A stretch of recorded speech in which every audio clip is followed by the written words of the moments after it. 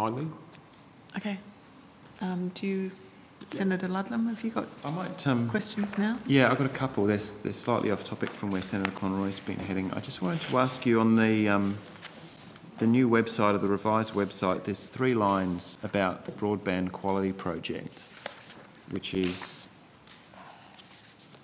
the government, just to paraphrase, working with a company and private carriers to compile a ranking of broadband quality and availability in all areas of Australia, which will be provided to the Parliament the day before Christmas Eve, which will be published for comment, so that's fine.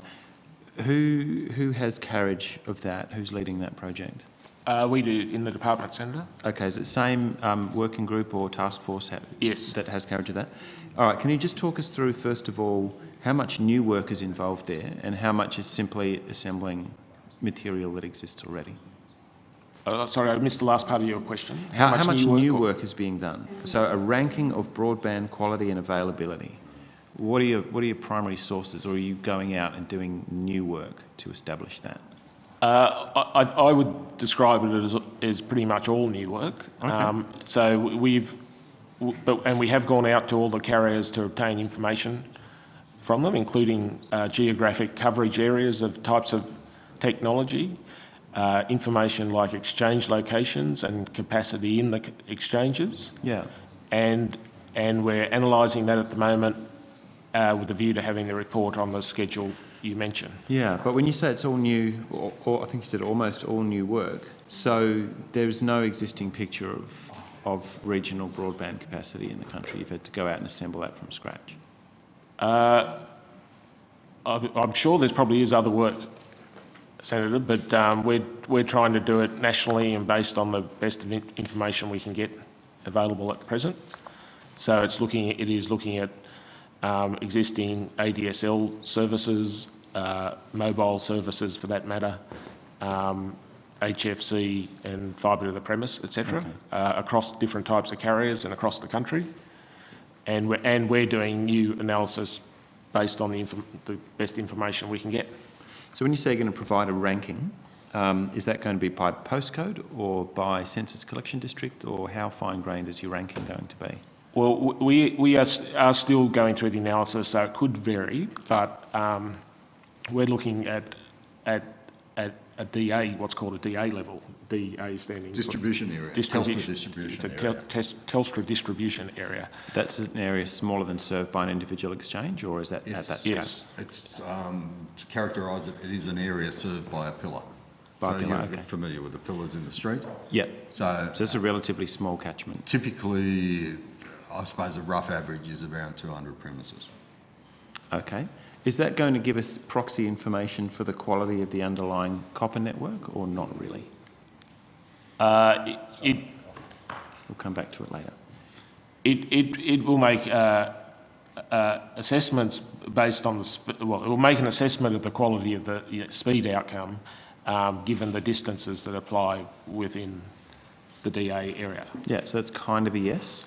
Well, it's not saying is the copper in this particular DA, 20% or 30% worse than neighbouring. It is making assessments of the distances involved in particular. Okay. And therefore the speed outcomes under ADSL type services. And what are you expecting to publish? Are you going to be publishing graphic maps or very large spreadsheets? Because there must be thousands or hundreds of thousands of these DAs. Yes, and we're working on maps. You are, okay. But I won't say, Senator, just as a qualification, and I'm not trying to be equivocal, but there is an immense amount of work being done, and our time frame is quite tight. So it's possible, we're still working through how we do that, but we're working on maps. And are these to be published? It does say to be provided by the Parliament. I would imagine there'd be a certain amount of commercially sensitive material involved in mapping that. We haven't even been able to get a complete fibre backhaul map of the country because different providers keep their networks separate. Some of the information is being provided on the basis that we'll aggregate it, so to speak, and not breach anything that's commercially sensitive. We think we can do that though in a way that provides useful information. Okay. And in terms of a transition across to to a fibre to the node network, the pillars will serve a number of nodes. Is that the right architecture, or do you rip the pillars out? It depends, I think, on the architecture, exactly how it's done. So what's the hierarchy? We go from exchange to pillar to node to premise, or have I got that wrong? Well, It is possible. Typically, a node would be traditionally in fibre to the node deployments has been equivalent to a pillar, or has been located with a pillar. It's a point of, the pillar is a point of aggregation for the copper access network. Yeah, So does a that pillar aggregate to exactly the same number, roughly the same number of premises as a node though, or I understand there's a difference? It's quite, I think it's a reasonably significant.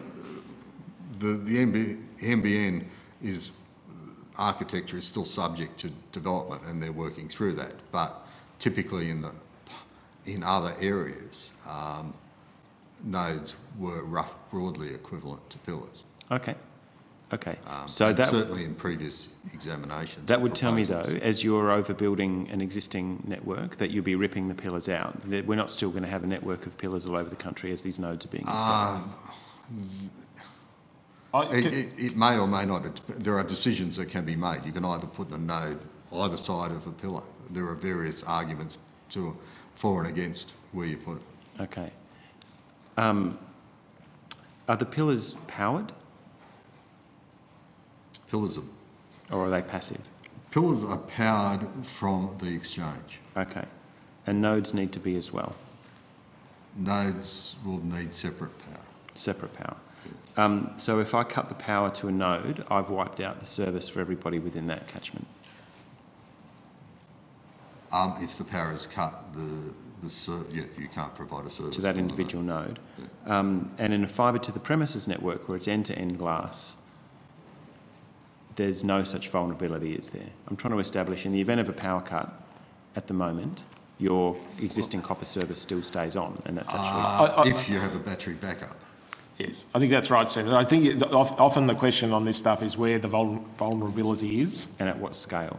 Yeah, exactly. And it depends on the architecture. Under fibre to the premises, you need a battery backup for within the house for the network termination device. Yeah, so that's the household scale, but the network itself can't be knocked out unless... Well, it could be if the whole exchange goes out. Yes. Yeah, okay.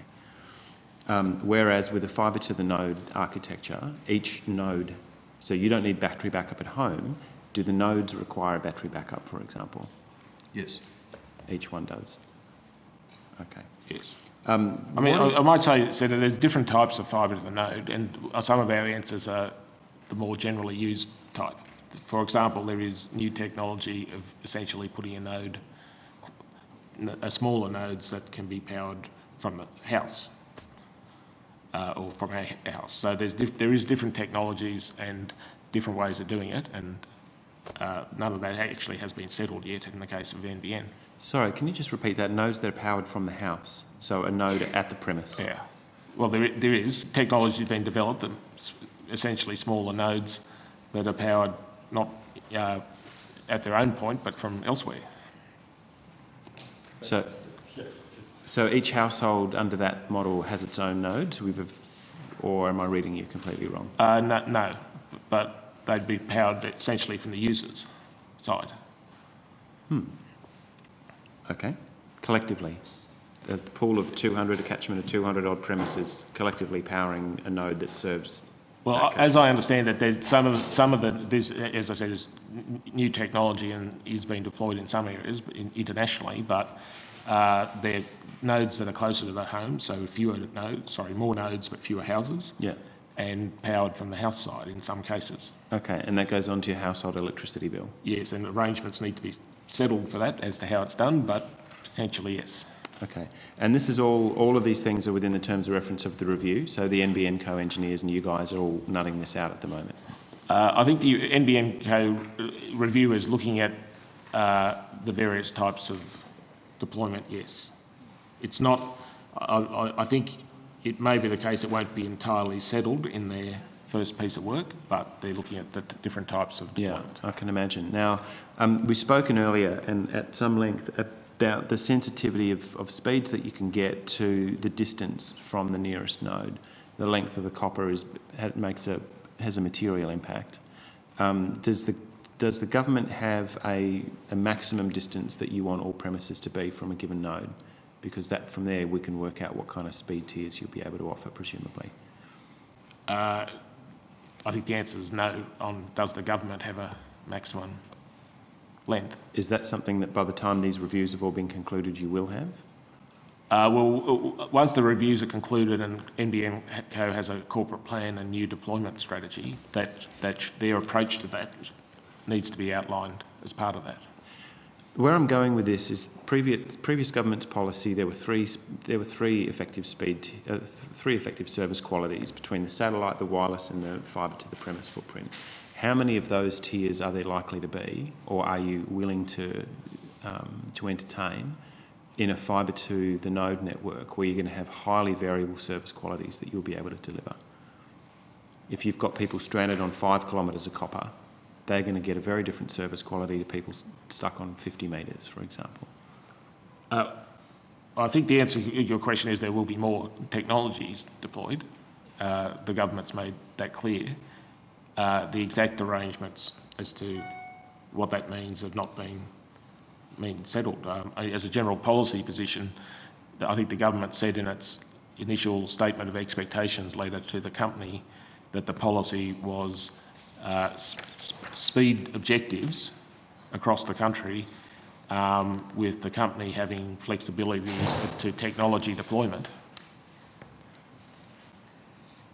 But sooner or later you're going to bump up against the fact that you are stuck with an inferior technology that's not, this is where Senator Conroy was heading before, I think, that is not going to be able to deliver certain speed tiers to all parts of the country evenly. Well, if that, I think the principle of technology flexibility is intended to allow the company the flexibility of what's the best technology to meet the speed tiers. But we know what the best technology is, and it's been abandoned by this government's policy. We already know what the best technology is. So best including the cost of deployment and the speed of rollout and all factors considered, Okay. I might come back later, Chair.